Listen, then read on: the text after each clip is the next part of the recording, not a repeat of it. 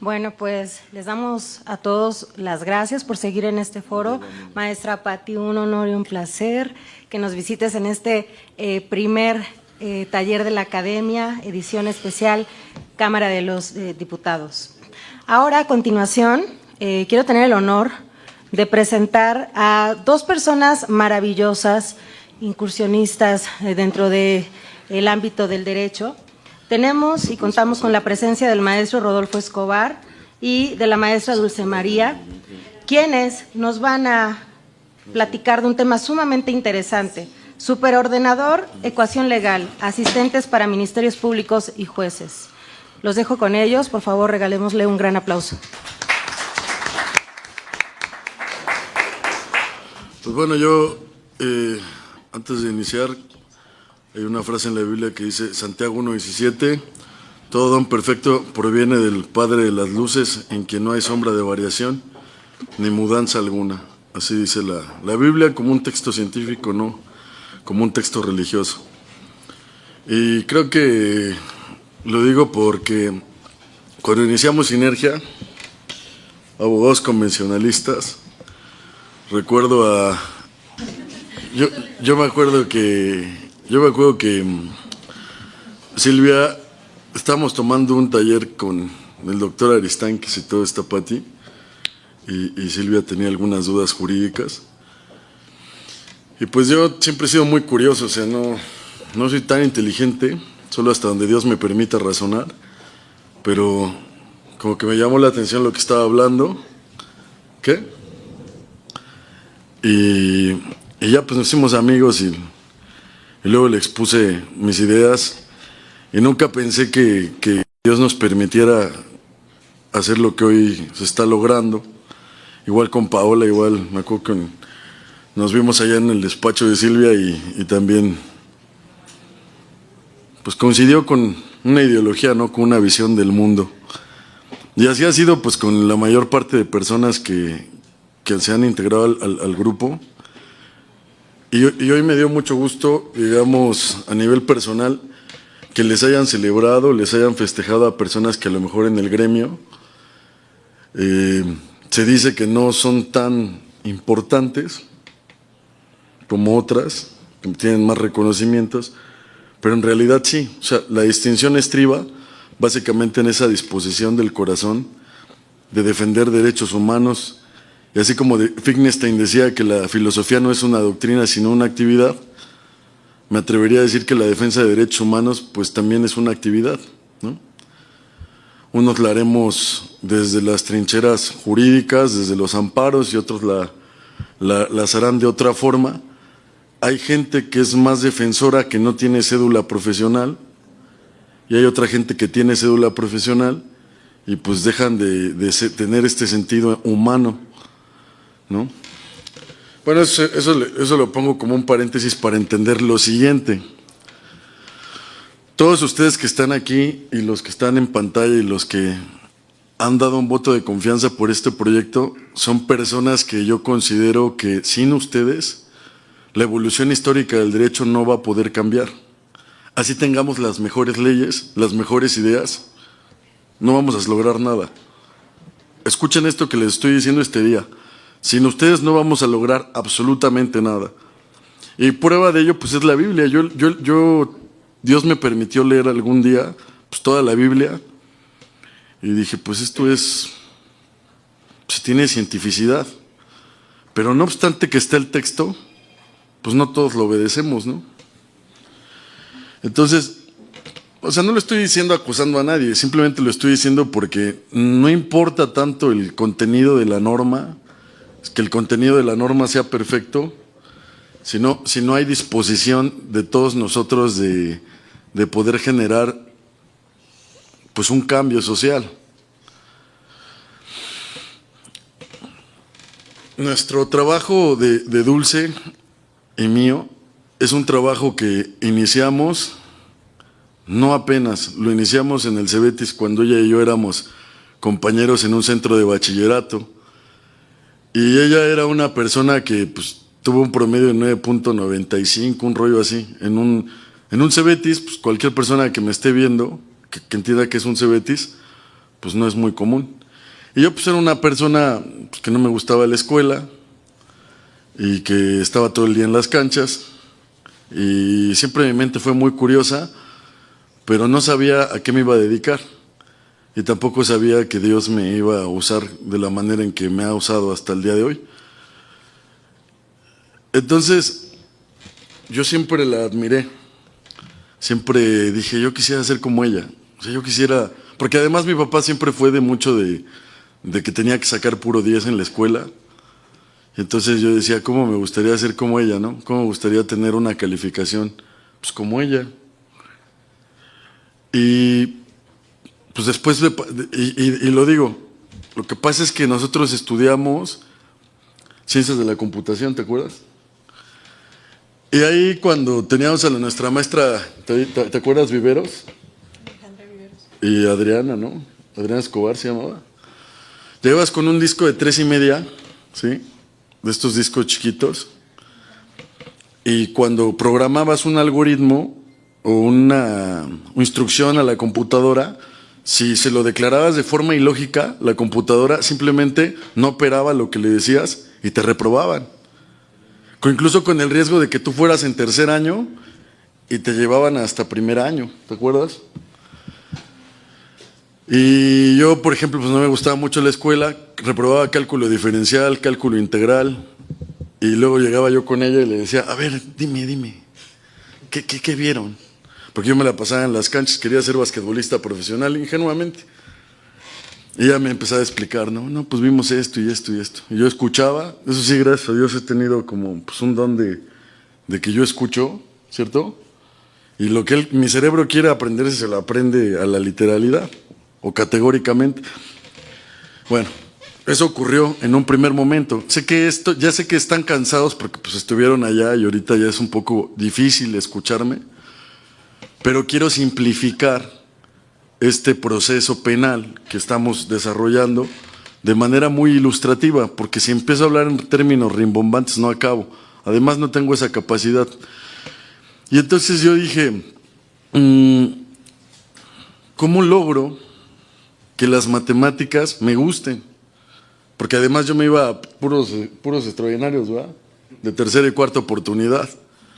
Luego ella pasaba así, nomás me veía y yo ahí sudando y que pensaba que no iba a pasar. Pero bueno, el tema es que entendí que las matemáticas nos explican el cómo hacer las cosas, pero no el por qué. Entonces tienes un maestro que te está diciendo cómo, pero nunca te explica por qué. El manual lo empezamos más o menos ¿en qué año? 2020. ¿En 2020? Sí. Acabando pandemia. Acabando pandemia. Bueno, yo le digo, oye, ¿hay una posibilidad de que el derecho se pueda sistematizar, se pueda comprobar a través de métodos matemáticos? Y me dijo, no, porque pues el derecho no es ciencia. Y pues yo como soy muy necio, fui a investigar en literaturas como filosofía de la lógica del lenguaje y me di cuenta que una de las características más importantes que debe tener la ciencia es que se pueda sistematizar y se pueda corroborar o comprobar. Y, oye, José, ¿hay manera que puedan poner las diapositivas que están en el grupo?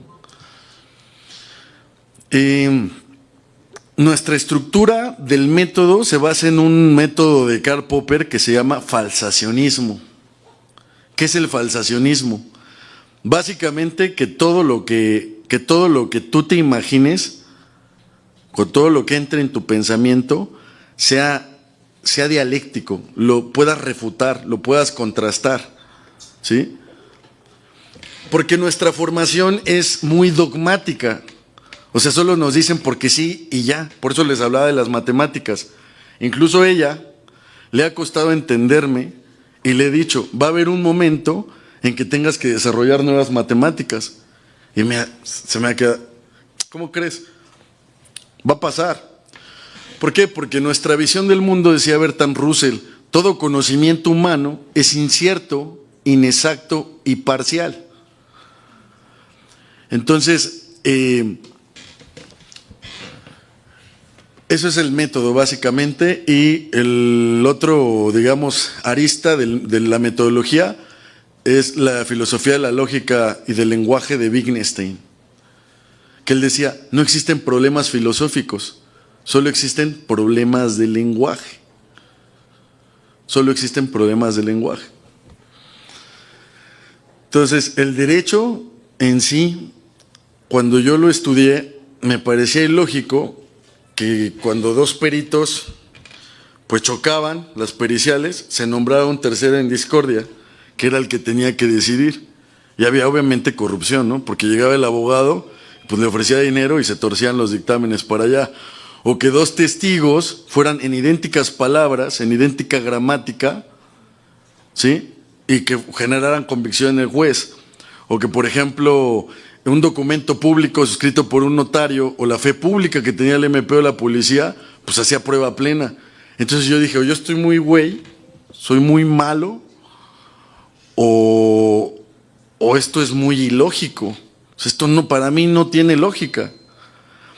Y empecé en muchos despachos, en muchos juzgados, pues a hacer prácticas y me sentía muy mal abogado.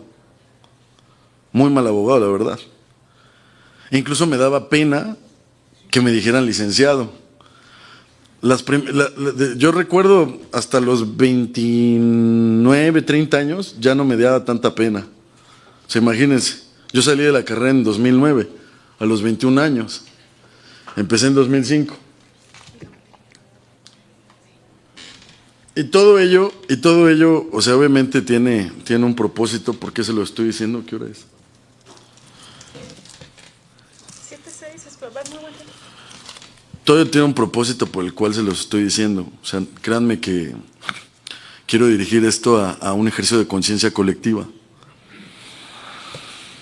Cuando se reformó la materia penal, me di cuenta que había un conjunto de elementos técnicos que permitían hacer que el derecho fuera científico. Y le dije a Dulce, cuando empezamos el trabajo, hay un artículo que es el 20 apartado A, fracción segunda, que dice que la valoración de la prueba es libre y lógica.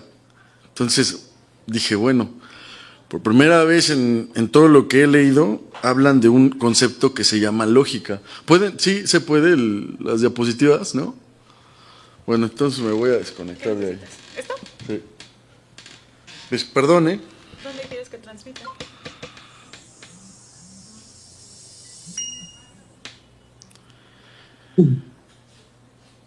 Voy a abrir unas diapositivas.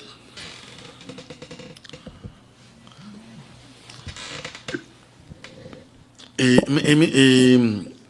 le dije a Dulce, lo que pasa es que el derecho no es como tal una ciencia, pero ahí en ese artículo invitó a todas las ciencias para que le expliquen cuándo algo es delito y quién es responsable.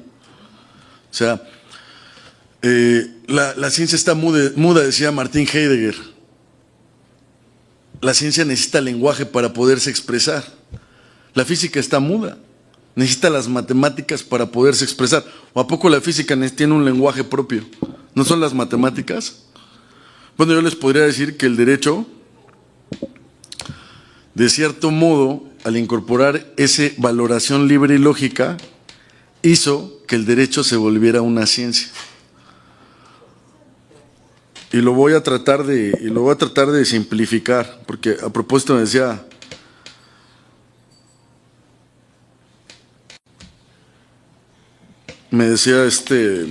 Vladimir, ¿qué es la inteligencia, Rodolfo? ¿Qué es la inteligencia?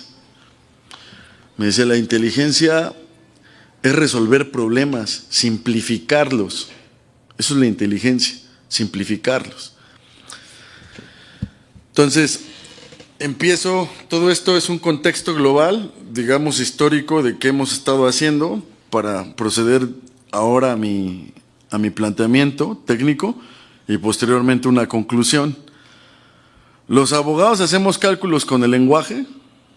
Los abogados hacemos cálculos con el lenguaje de la misma manera que un matemático podría hacer cálculos. Pues la respuesta es que sí. porque, digamos, va a explicarles Dulce una tricotomía en donde hemos simplificado el proceso penal en 3 conceptos: hecho sobre prueba, delito sobre acusación y sentencia sobre responsabilidad.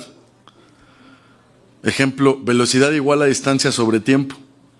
Es una fórmula muy sencillita que define muchas cosas. Y lo veo de esta manera, ¿no? En una ecuación, lo que se tiene es que tienes una declaración o una proposición matemática en donde quieres despejar X, una variable o una incógnita que no conoce su valor. Entonces podría ponerles como referencia 3x más 9 igual a 14. 250 entre 10 igual a 25, ¿verdad? ¿Cómo podríamos saber que ese 25 es la solución correcta? ¿Cómo? Una operación aritmética inversa. 25 por 10 igual a 250. Eso se llama congruencia. Eso se llama congruencia. Sabes que es así, es decir, es de ida y de vuelta y te da el mismo resultado. Entonces, al hacer este ejercicio intelectual del despeje de la X, tienes 3x más 5 igual a 14 menos 5. 3x igual a 9. 3x igual a 9 sobre 3, x igual a 3. Si reemplazas el valor de 3 en x, tendrías 3 por 3, 9, más 5 igual a 14. Y ese es un método de comprobación, digamos, muy sencillo. Entonces, cuando yo me di cuenta de esto, de esta ecuación, yo dije, creo que es lo mismo en el derecho penal. Tienes un lado B y tienes un lado A. ¿Cuál es el lado B? El conjunto de factores que conoces. ¿Cuál es el lado A? La variable. ¿En dónde está la variable? ¿En dónde creen que esté la variable? Porque un hecho jurídicamente relevante para el derecho penal se puede expresar de muchos modos. O sea, homicidio se puede expresar en muchas formas. Pero ¿dónde está la variable? En la imputación, en la acusación. 311 del Código Nacional, 335 del Código Nacional, respectivamente. ¿Y el lado B en dónde está? En este conjunto de factores que la ley tiene para poderse representar algo que te permita, digamos, llegar a una conclusión demostrable. ¿Cuál es? Les voy a decir de manera muy rápida. El hecho. El hecho debe decir qué pasó, cómo pasó, dónde pasó, cuándo pasó, quién lo hizo, por qué lo hizo, para qué. Y dice el amparo directo 1189/2019, que es una garantía judicial que se arropa en la imputación, pero también en la acusación, y que tiene prohibido el juez suplir deficiencias técnicas de la Fiscalía. ¿Cierto? Entonces, ese hecho que tienes, jurisprudencia 202-8160, elementos o componentes básicos de la conducta jurídicamente relevante para el derecho penal, ¿sí? Ese hecho debe estar determinado de manera clara y precisa, y de ahí partimos para poder llegar a entender que lo que se verifica en el proceso penal no es una verdad histórica, real, material, sino un hecho reconstruido a través de proposiciones prácticas o enunciados con cierto grado de verosimilitud, ¿sí? No es la verdad. Eso creo que debemos de ser conscientes. Y partiendo de eso, entender cuál va a ser nuestra tarea y nuestra función como abogados. Y la prueba está en el artículo 20, apartado A, apartado B, apartado A constitucional. Es un ítem lógico, que yo le he dicho ítem lógico porque son un conjunto de condiciones para valorar la prueba. ¿Cuáles tenemos?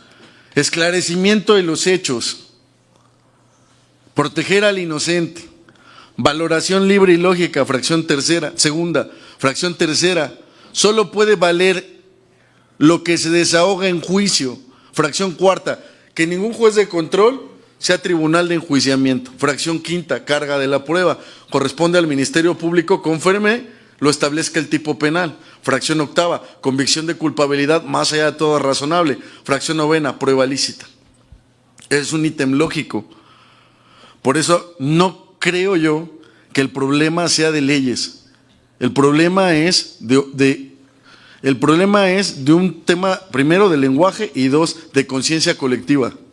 Decía Vladimir, se fueron a manifestar al ángel de la independencia por el partido, cientos, miles, no sé, pero para defender sus derechos brillaron por su ausencia. Y eso tiene que ver con un tema de lenguaje que citó esta Patti. Más adelante voy a hacerme cargo. Después, principios generales, 20 apartado B, apartado C. Tienes los derechos de la víctima, los derechos del imputado, y una de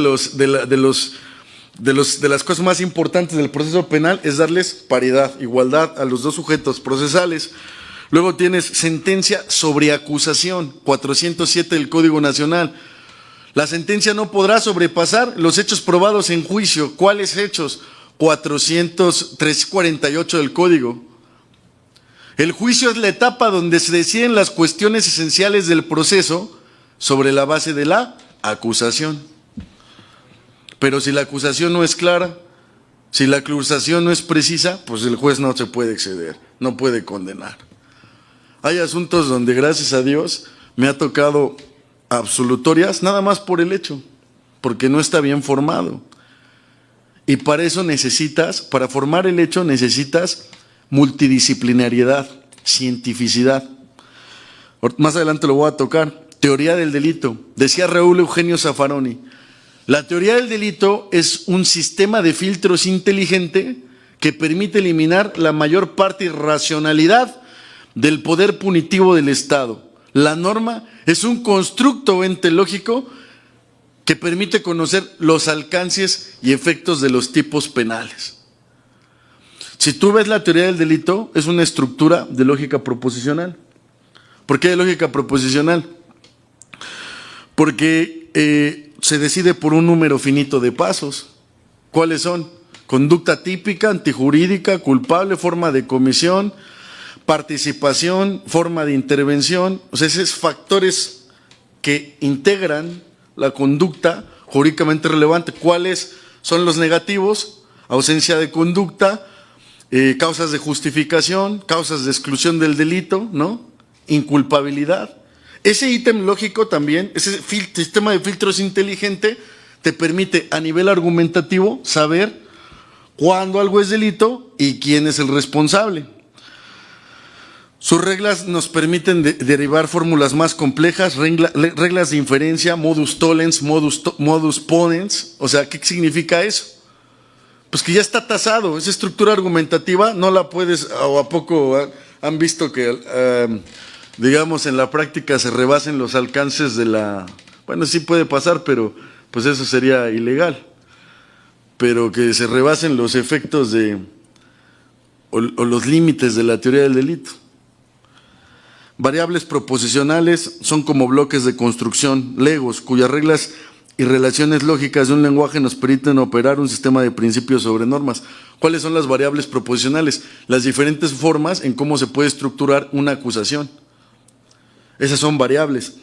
Conectores lógicos, implicación sí, conjunción y, disyunción no, negación no. ¿Dónde se encuentran? Por ejemplo, en la flagrancia. El artículo 146 del Código Nacional tiene una estructura que tiene estos conectores. Y es una conjunción o es una disyunción, relación entre enunciados, fórmulas proposicionales, metalógicas, metaciencias y metalenguajes. Este tipo de estructura de teoría del delito, ¿sí?, nos va a servir sobre una base de taxatividad, ¿no?, estricta aplicación de la ley penal. Y luego tenemos factores no sujetos al control del litigante. ¿Cómo cuáles se les ocurren? Por ejemplo, tengo aquí algunos escritos: presión mediática, corrupción, sesgos cognitivos, psicológicos del juez, deficiencias de la fiscalía, riesgo de muerte de un testigo perito, independencia judicial, si existe influencia del Poder Ejecutivo, factores medibles, sistematizables, ingeniería jurídica, es un concepto que acuño en el manual número 3, ingeniería jurídica. ¿Por qué? Si se fijan, hoy venía en la mañana escuchando a Carlos Slim, es uno de los hombres más ricos del mundo, Y él habla de una ingeniería de negocios y que todo lo que él ha construido lo ha hecho sobre una base de dónde poner el dinero. Dónde sí poner el dinero, dónde no poner el dinero, y esa es una ingeniería. Anticiparte a hacer cálculos, incluso con factores controlables y no controlables. ¿Qué cosas sí podemos, son 7:19. Empecé a las 6:58. Sí, porque ya después van a empezar y yo no he hablado tanto. Necesito darles información, si no, ¿cómo? Factores medibles, sistematizables, ¿cuáles son?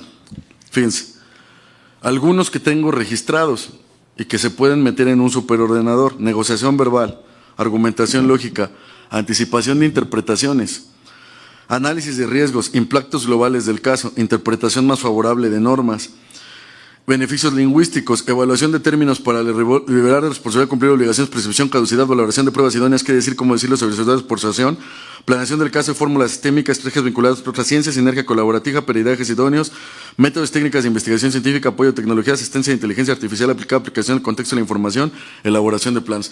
Esos son algunos de factores que sí podemos controlar. ¿Sí? Por ejemplo, me preguntan mucho: abogado, ¿tengo que llevar pruebas al juicio? Pues la neta es que no tendrías que llevar pruebas al juicio. Pero la presunción de inocencia es algo que no existe en la materialidad. ¿Por qué? Porque la presunción de inocencia como regla de trato y estándar de prueba no te sirven delitos de realización oculta, que juzgan con perspectiva de género, delitos de alto impacto, no te sirve para nada. Tienes que llevar a fuerza pruebas. Una de las jurisprudencias que analizó esto es la jurisprudencia 201-33-68 de la Corte, que dice cómo evaluar cuando existen pruebas de cargo y descargo y coexisten. Cuando se actualiza la duda razonable bajo esta metodología. Entonces yo no les recomendaría nunca en este tipo de asuntos no llevar pruebas. Es decir, mi conclusión actual del sistema penal acusatorio, ¿saben cuál es? Es: abogados defensores nos tenemos que convertir en investigadores y hacerle la chamba al Ministerio Público. O sea, ir a investigar, sacar videos de las cámaras, sacar todo lo que no hizo el MP, lo tenemos que hacer. Y entiendo obviamente a qué se deba, pero no lo justifico. Luego, vamos a tener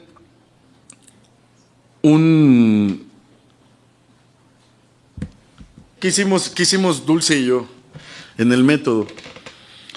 Dulce y yo lo que hicimos fue simplificar el proceso penal en condiciones necesarias y condiciones suficientes, ¿no? Entonces, por ejemplo, tenemos la fórmula de juicio oral, no lo podemos ver ahí, pero más o menos les voy a decir. O las razones de detención, ¿no? ¿Cuál será más buena? Razones de detención. Las razones de detención. Fíjense. El doctor Jordi Ferrer dice: ¿cómo podemos tener un umbral de suficiencia probatoria que nos permite estimar cuándo condenar y cuándo absolver?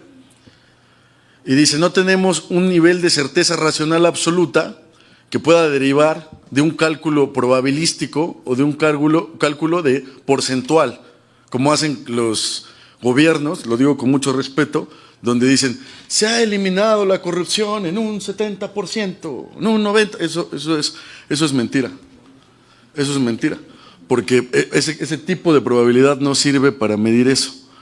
El fenómeno delictivo es un fenómeno de ocurrencia. Ocurrió o no ocurrió, como la existencia de Dios, la creación del universo.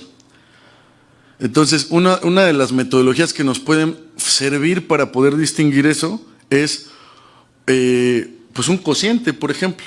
Tenemos arriba lo que se ha de verificar y abajo las condiciones necesarias. Ejemplo: razones de la detención. Vamos a verificar razones de la detención en el artículo 308 del Código Nacional, razones lógicas de la detención. Y abajo tendremos un conjunto de artículos unidos por signos de multiplicación, de artículos que son necesarios para poder determinar si se deja en libertad o se sigue con el proceso. Primero, 140 del Código. Si no es de prisión preventiva, libertad. ¿Es facultad? No. Todo debe estar sujeto a un análisis de fundamentación y motivación. ¿Qué quiere decir? Que si yo no justifico riesgos de potencialidad cautelar, debo dejar en libertad, si no es ilegal la retención. 146, hipótesis de flagrancia. 147, que exista un registro inmediato de la detención, no demora en la puesta a disposición, que se actualice el registro. Muchos jueces, ¿qué dicen? Es que el Código Nacional no dice que si no registras en la detención, que si hay demora en la puesta, yo tenga que poner en libertad. Yo lo que no asumo como algo lógico es que si el mismo Código Penal federal dice que eso es un delito, el no registrar la detención, el demorar en la puesta a disposición, alterar la cadena de custodia, alterar el lugar de los hechos, todo eso es un delito. Los actos subsecuentes los puedas sanar o subsanar, digamos, porque digas que eso no tiene una sanción. 149, el primero que hace control constitucional de la detención, ¿quién es? El MP. 97, sin violaciones de derechos fundamentales. 98, ¿qué dice el 98? Sin contravención formales procedimentales. 148, 12 horas cuando sea de querella, si está localizable. 24, cuando no está localizable. Entonces, al hacer esa conversión en un lenguaje lógico, no de retórica, no de subjetividad, no de sofistas griegos, como a veces hacen los jueces, tenemos que todo esto lo modificarías en unos y ceros. Entonces, establecerías 140, ¿se cumplió? 1. 146, ¿se cumplió? 1. 147, 1. 1. Ah, pero hubo una violación de derechos humanos. Sometió a un domicilio sin autorización del ocupante, del propietario, violación de derechos fundamentales, y diríamos 0. Entonces, al hacer la conversión en un lenguaje binario, como les gusta a las computadoras, diríamos 1 por 1, por 1, por 1, por 1, por 1, por 0. Todo iba bien, pero una cosa no fue bien y debe ser ilegal la detención. Entonces, una metodología que no estamos diseñando no la estamos diseñando para los jueces, porque me decía Vladimir, ¿tú crees que si la ley, que es a veces más simple de entender, no la acatan a veces bien los jueces, tú crees que un modelo matemático lo van a aplicar?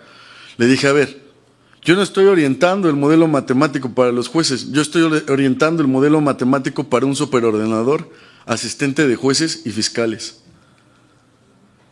Porque eso sí es objetivo. Y luego pasamos al tema de qué cosas o elementos debe tener la decisión judicial para que sea una decisión judicial completa. Bueno, el primer elemento sería que se base en metalógicas y metaciencias. Yo nunca he visto hasta ahorita una sentencia que elijan un método lógico para llegar a una conclusión. Generalmente siempre inician con una presunción de culpabilidad, porque pasan lo que le conviene al MP en un resumen, y creo que eso es errado por una cuestión de deformación del lenguaje. ¿Por qué? Porque eso no es lo que dijo en el interrogatorio, en el contra. Es un resumen de una abstracción, de un ejercicio mental que ha hecho el juez, obviamente sesgado, de cosas que nada más le favorecen a la fiscalía, más por teoría del delito y dogmática penal, por actos y técnicas de investigación científica. Ya la teoría del delito no es suficiente, necesitas la cientificidad, necesitas equipos multidisciplinarios. Si logramos hacer lo que se hacía en las convenciones de Viena con Popper, Wittgenstein, Carnap, donde los operadores jurídicos tendrían que eliminar los sesgos y los errores del sistema y no los legisladores que no están en la práctica, podríamos lograr generar un sistema de justicia va a ser desde Miami, Francia, Inglaterra. Más apegado, Francia, Inglaterra, tu micrófono. Por valoración libre y lógica de la prueba. Valoración libre y lógica, 265 del Código Nacional, primero individual, después conjunta, armónica e integral, por psicología del testimonio, por hecho y mecanismos de protección constitucional, por prueba ilícita y legal. ¿Qué es prueba lícita? Fíjense cómo el legislador pensó proteger esa prueba. Antes de intermedia, nulidad, 97 del Código Nacional. Intermedia, exclusión, 346. Juicio oral, 357, prohibición de valoración. Y me atrevería a decir 483 del Código en apelación, nulidad de la sentencia por violación a normas de fondo que impliquen violaciones a derechos fundamentales. O sea, no pasa la prueba ilícita, no pasa. Pero eso va a depender de los litigantes. Derechos humanos, Constitución y convenciones por sentencias de la Corte Interamericana. Voy a subir una audiencia de medidas cautelares, si Dios me lo permite, saliendo de aquí, donde hablo de la sentencia de Chaparro Álvarez. Fuerza vinculante de las sentencias de la Corte Interamericana, jurisprudencia 2.6225, en donde hablo de la cuestión de la imprevisibilidad y la arbitrariedad. Está muy interesante. Necesitamos también ir a las sentencias de la Corte. Jurisprudencia nacional, exacta aplicación de la ley. Son componentes o elementos técnicos de los cuales debe estar dotada la decisión judicial, ¿sí? Sí o sí. No es de que si quiero, sí o sí. Luego, hay una cosa que para llegar a las conclusiones, son 7:30, 7:40 me callo. Donde desde abogados convencionalistas tenemos un proyecto de ley que tiene que salir desde las escuelas, desde las universidades, desde la sociedad. Por eso les digo, decía Noam Chomsky, es momento de buscar buenas ideas, no de buscar ídolos. Sin ustedes no lo vamos a lograr. Sin ustedes no lo vamos a lograr. A mí me encantó ahora Paola y Silvia que reconocieron a estas personas, como decían el concepto de invisibilidad, ¿no? Me encantó, yo realmente ni sabía que iban a hacer eso. Me impresionó y me gustó mucho. Y creo que tenemos que normalizar esas prácticas. Jorge Morales Álvarez hace 2 semanas me dijo, no nos logramos despojar del traje de abogados. Y mientras eso no ocurra, Rodolfo, el proyecto que sueñas no va a pasar. Porque, imagínense, cuando yo empecé a caminar con Jorge desde abogados convencionalistas, íbamos a los cerezos, íbamos a los juzgados y dábamos que consulta jurídico, les llevábamos agua a las personas.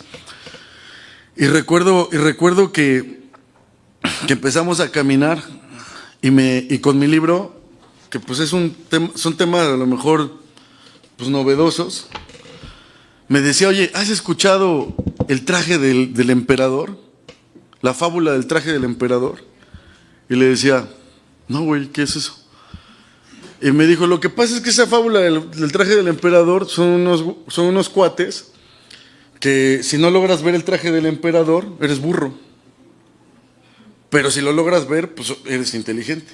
Pero en realidad nadie lo veía. Solo era una cuestión, digamos, como para esta analogía es para visibilizar que a veces ni siquiera ustedes están seguros de lo que aprenden en los diplomados o lo que aprenden. No estoy juzgando, o sea, no están seguros y nomás lo repetimos para encajar.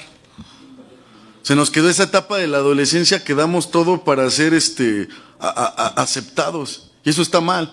Yo soy como soy y siempre la cosa, decía Jorge Morales Álvarez también, mi gran amigo y hermano, decía, la mejor inversión que puedes hacer en la vida es conocerte a ti mismo. Y no nos logramos despojar del traje de abogado, porque el traje de abogado es un traje duro, es un traje bien rígido. ¿Por qué vas a ver más que yo? ¿Por qué voy a aceptar que este cuate es mejor que yo en esto? ¿Por qué voy a darle el crédito? ¿Por qué voy a aceptar que es un buen penalista? Eso nos limita, nos incapacita y nos llena de ignorancia. Yo le agradezco a Dios de estar rodeado de gente muy inteligente y que además son mis amigos, como Jorge, como Patti, como Dulce, como Irra y como muchos más. He aprendido mucho de ellos. Y el ego nos limita, el ego nos limita. Necesitamos generar la unión de abogados más grande del país, con una misma visión y con un mismo propósito, la reivindicación del derecho, el acceso a la justicia. Como dice el doctor Quintino Cepeda, un derecho penal más inteligente y justo. Y decía el doctor Quintino la otra ocasión que tomé clase con él, dice, Rodolfo, hasta que no llegue el lenguaje a los lugares más importantes, las escuelas, las secundarias, las preparatorias, y no simplifiquen esta complejidad del derecho, solo atacas las consecuencias, pero no atacas las causas. Y es real. Desde abogados convencionalistas podemos lograr algo histórico. El proceso judicial, este libro lo explica, dice, nos tenemos que hacer, para poder darle solución a muchas cosas, tenemos que hacernos buenas preguntas, porque una solución da pie a una nueva pregunta, decía David Hume. Y el proceso dialéctico se construye, decía Hegel en el libro Ciencia de la Lógica, el pensamiento se estructura en oposición conceptual. Entonces, el proceso judicial lo definimos como el camino del salmón. Empieza con un fenómeno perceptible por los sentidos y que al tratarlo de reconfigurar a través del lenguaje tiene sesgos, tiene variables que son modificadas por el lenguaje escrito, significado, significante, notación, contexto, gramática, semiótica, muchos temas. Luego, cuando pasa a juicio medio de prueba, al testigo Daniel Schachter, 7 pecados de la memoria, le pasan muchos fenómenos, distractabilidad, atribución errónea, propensión, sugestibilidad, muchos fenómenos. Ya no es lo que ocurrió allá, ya es otra cosa. Los abogados modificamos esa información a través del interrogatorio, el contrainterrogatorio, las técnicas de litigación, que si se puede incorporar o no incorporar un documento. El juez valora, ¿sí? A través de sesgos, no hay independencia judicial, el recurso de apelación no es sencillo y efectivo, es un ejercicio argumentativo. La sentencia de segunda instancia modifica la de primera instancia, el revisor, que es el colegiado de circuito, analiza la de segunda instancia, llegando a la de primera instancia, ¿y dónde quedó la inmediación? Ya se perdió. A lo mucho verán los videos, pero ya la inmediación ya no existe, ya es un ejercicio de estructura netamente argumentativa. Entonces, ¿qué proponemos para ir concluyendo? Ya son 7:37. Te toca 20 minutos. ¿Qué proponemos? El lenguaje disfraza el pensamiento.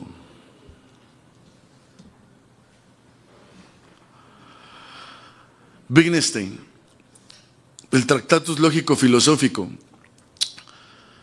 Nosotros como abogados debemos empujar una ley que permita la grabación de las detenciones, la grabación de los cateos, la grabación de la cámara Gesell, la grabación de toda actividad del Ministerio Público, la grabación de la actividad de los policías como una función obligatoria, la máxima publicidad de las audiencias. Todos sabemos que lo que ocurre en lo oculto es lo que se puede manipular, lo que se hace visible, y lo dice la Biblia, no hay nada que ocurre en lo oculto que no haya de publicarse en las azoteas. O sea, es un principio, todo debe ser público, todo debe ser público. Con sus recepciones que obviamente yo entiendo la perspectiva de género, la perspectiva de infancia, pero también eso está mal, porque eso se debe de dar en la investigación, eso se debe de dar en una grabación donde se garantice el principio de contraversión en su vertiente formal y material, y no revictimizarlos en juicio. Creo en el derecho victimal, yo me formé en el derecho victimal, pero debe ser un ejercicio lógico y adecuado. Y si a eso le sumamos un superordenador, asistente de jueces y fiscales, ¿cómo un superordenador? Sí, otra vez voy a explicar dulce esta tricotomía. Hecho sobre prueba, delito sobre acusación y sentencia sobre responsabilidad. ¿Quién sigue a la prueba? ¿El hecho sigue a la prueba o la prueba sigue al hecho? La prueba al hecho. Delito, ¿qué es el delito? Está determinado por la teoría del delito y la descripción típica de la norma. La acusación, si se fijan, el artículo dice formular acusación. Y esa acusación te da el delito. Sentencia sobre responsabilidad. Responsabilidad. Nadie podrá ser condenado sino cuando el tribunal de enjuiciamiento adquiera convicción de culpabilidad. Más de todo es razonable que el acusado es responsable del hecho por el cual siguió el juicio. La duda siempre beneficia al acusado, que es la duda razonable. La duda razonable tiene que ver con principios lógicos, no psicológicos. El juez no tiene facultades psicoanalistas, ni paraverbales ni verbales. Su función es lógica, principio de no contradicción, tercero excluso, razón suficiente, identidad. Si logramos un superordenador que sea capaz desde la Fiscalía generar la investigación eficiente, objetiva, profesional, libre de estereotipos, sin discriminación, que permita investigar todas las líneas de investigación posibles, podemos lograr, ¿sí?, que la justicia sea objetiva, que sea científica.